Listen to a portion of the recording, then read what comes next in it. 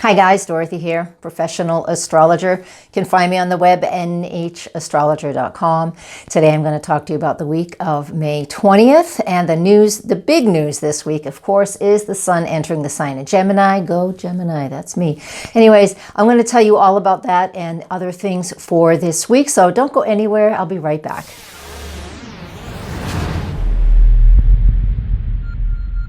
All right, guys, welcome back. So let's get started. I want to really quickly ask you to don't forget, go to my website, nhastrologer.com, and please join my mailing list, and you will be included in all kinds of new and exciting projects that I'm working on, and specials and deals. And one person every month gets a free 15-minute reading. I'll choose you randomly. So come to my website and do that. And also join me, please, on Patreon. The link is in the box below. So I'm now on Patreon for additional astrology information. So let's get started. Monday, May 20th. The big news of the day, the moon's in Sag. That's a great place for the moon. It's fun, it's fiery, it's exciting. We want to learn, we want to have fun. Today, it does make a conjunction to Jupiter, so that will enhance it even more. So while Jupiter is in a retrograde state, that is not an overly major concern. Moon, Jupiter together on Monday, especially in the afternoon, is great for expanding whatever you are interested in, whether it's a work project or you're just out playing, having fun, doing sports, or whatever it is that you like to do. Monday is a really simple but fun, fiery, energized day. Now, we have on the 21st, the sun entering the sign of Gemini. He does that at 3:59 a.m. East Coast time, and just a little while later at 6:52, Mercury, the ruler of Gemini, enters Gemini. Where Mercury and the sun are, they meet every 2 months, and where they are, they're actually in their same, the declination is the same, so they're really connecting with each other. One does not work without the other. What are they talking about? They're talking, they're communicating, listening. This is the time of year with that Gemini energy that wants us to be active in our neighborhoods, connect with those people around us, communicate. It's just like the butterfly. That symbol of the butterfly, while it's a symbol of transformation, if you think of the butterfly and how it just goes from one flower to the next and there's nothing, it's always random, right? It looks random. That's the energy that we get to engage with and play with now that the sun is in Gemini, as well as Mercury in Gemini. Of course, this goes for a whole month, 3 weeks for Mercury, a whole month for the sun. So take this moment, this first day of Gemini on Tuesday, the 21st, and make sure you engage and talk and communicate and have fun and interact with those people around you. So let's move on to a little more information for the 21st, Tuesday. The moon has moved into the sign of Capricorn early in the morning. And throughout the day, it's going to be in an opposition to Mars, and it will trine Uranus, and it will trine Venus. What does all of this mean? First off, moon in Capricorn, there'll be places and pieces throughout the day, in the next couple of days, where we need to be just logical and practical. It's not Gemini characteristics at all, like I just described. It's logical, practical. What do I need to do to feel secure, to feel safe, and just, to feel like I've done a good job and I am working hard towards my goals, right? That's what the moon in Capricorn wants us to do.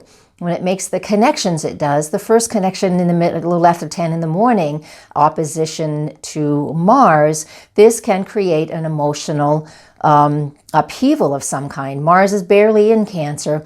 Mars in Cancer can be a bit fiery and dynamic for some people to handle.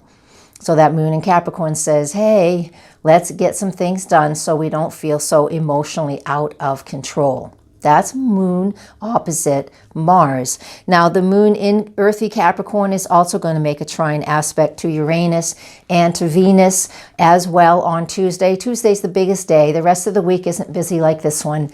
So when the moon does make a trine aspect to those two planets, that is earthy and grounding, and that really helps us to get our head out of the clouds or get out of an overly emotional state, if you happen to be in one, and become very, very solid and very grounded as well. All right, so the Gemini stuff is like that butterfly, kind of going from flower to flower. That's one piece of what's going on Tuesday, and this goes Wednesday and into Thursday. Then that moon in Capricorn for those 3 days, 2.5 days, is all about what I just said, earthy, grounded, staying stable.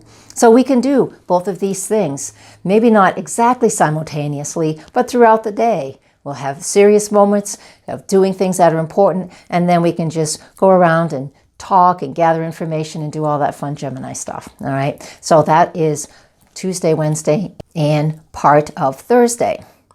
Because in the afternoon, 2 p.m., right around 2 p.m. East Coast time, the moon enters the sign of Aquarius. Now, the moon in Aquarius throughout the next few days is an analytical place for that sign for that planet to be in. So we're analyzing everything. What's good for the whole? What's good for the masses? This is not typically a very personal place for the moon, but it helps us to take what our personal feelings and desires are, and then we can incorporate that or bring that into the group environment. And that's what we do when that moon is in the sign of Aquarius, and that goes on for half of Thursday all the way into Friday and into Saturday. Okay?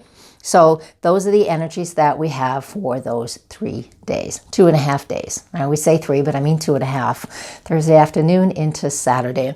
So we're going to finish these forecasts, this weekly forecast, with the moon entering the sign of Pisces. This is Memorial Day weekend here in the United States. It's a holiday weekend.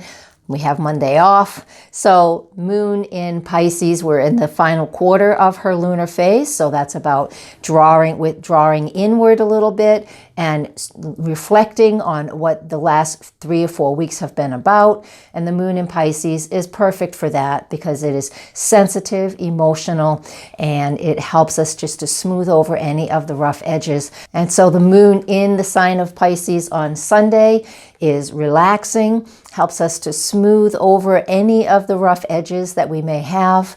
And since Monday, the next day, is a holiday for many, not all, but for many, we get to just relax and enjoy this Sunday afternoon and Sunday evening. The moon in Pisces loves to do that. It's great for having a beer or a glass of wine or something too, because that Pisces moon does not have a hard time wanting to detach. So it's a great way to end the week, a detached week. So I'm going to be on vacation then. I'm going to be in Las Vegas visiting my sister, traveling with some friends for just a couple days. I'll be home Monday afternoon. So I hope you guys have a great Memorial weekend, and I will see you next time. Blessings. Namaste.